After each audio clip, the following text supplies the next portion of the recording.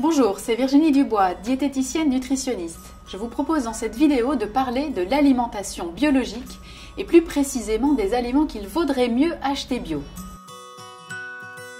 Il faut savoir tout d'abord que légalement, un produit bio est un produit qui est issu d'un mode de culture ou d'élevage qui n'utilise pas de produits chimiques de synthèse ou un produit transformé qui doit avoir au moins 95% des denrées qui viennent de l'agriculture biologique.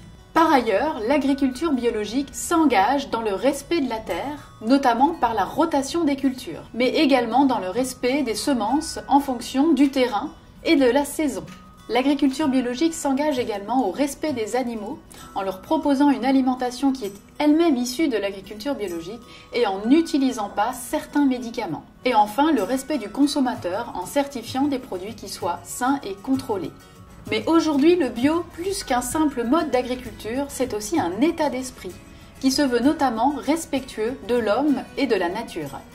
Le problème, c'est que les aliments bio sont 50% plus chers que les aliments de culture conventionnelle. Alors que faire? Eh bien, l'idéal, c'est de choisir les aliments qui sont les plus touchés par la présence de résidus chimiques de synthèse, notamment donc les pesticides. Ce que je vous propose maintenant, c'est de voir quels sont ces aliments les plus riches et donc quels sont ceux qu'il serait préférable d'acheter bio.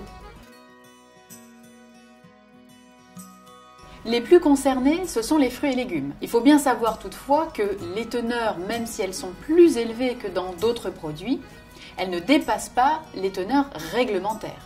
Mais par exemple, les poivrons font partie des aliments les plus touchés.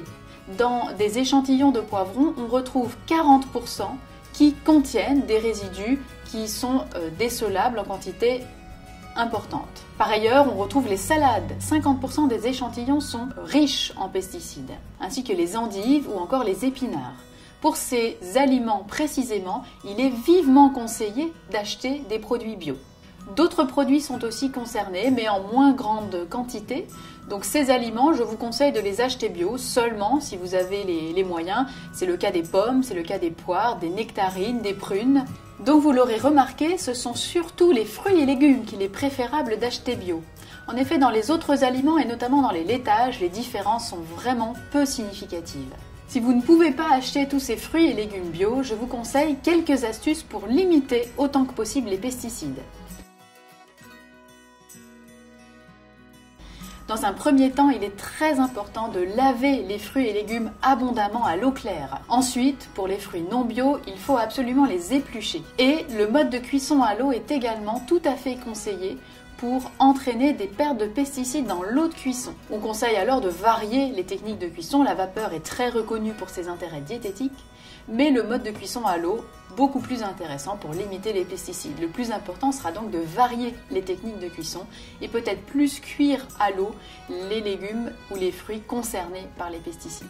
Si choisir des aliments bio sera intéressant pour limiter les risques toxiques par la présence des pesticides, il faut quand même bien savoir qu'il n'y a en général aucune différence nutritionnelle entre un produit bio et un produit de l'agriculture conventionnelle.